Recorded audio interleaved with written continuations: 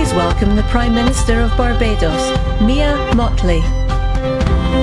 The pandemic has taught us that national solutions to global problems do not work.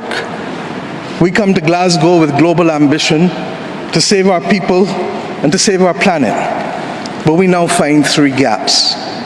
On mitigation, climate pledges or NDCs. Without more, we will leave the world on a pathway to 2.7 degrees, and with more, we are still likely to get to 2 degrees.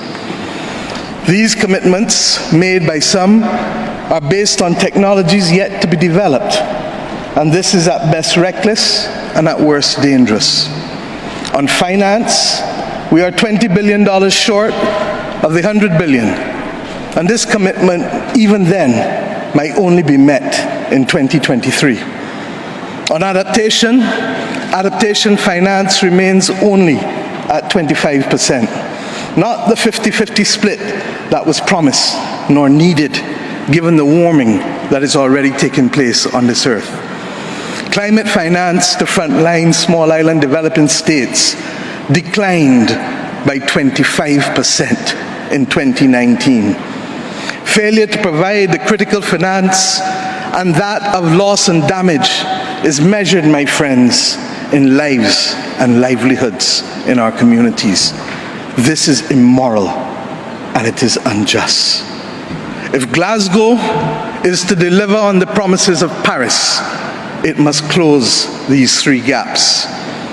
So I ask to you, what must we say to our people living on the front line in the Caribbean, in Africa, in Latin America, in the Pacific, when both ambition and regrettably some of the needed faces at Glasgow are not present?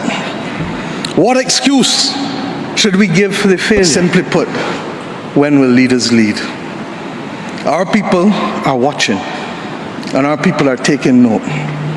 And are we really going to leave Scotland without the resolve and the ambition that is sorely needed to save lives and to save our planet? Today, we need the correct mix of voices, ambition, and action.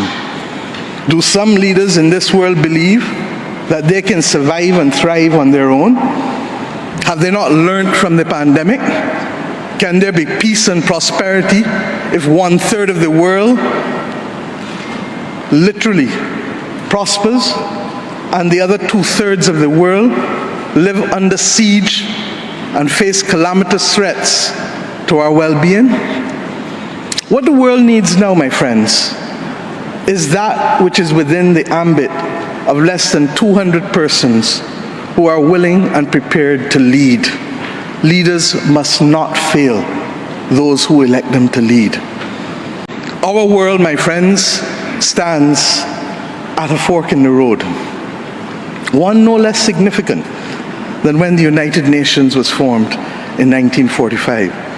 But then, the majority of our countries here did not exist. We exist now. The difference is we want to exist 100 years from now.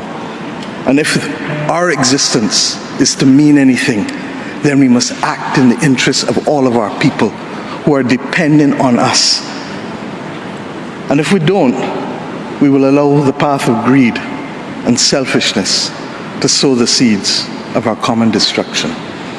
For those who have ears to listen, and for those who have a heart to feel, 1.5 is what we need to survive. 2 degrees, yes, SG, is a death sentence for the people of Antigua and Barbuda, for the people of the Maldives, for the people of Dominica and Fiji, for the people of Kenya and Mozambique, and yes, for the people of Samoa and Barbados. We do not want that dreaded death sentence. And we've come here today to say, try harder, because our people, the climate army, the world, the planet, needs our actions now, not next year, not in the next decade. Thank you.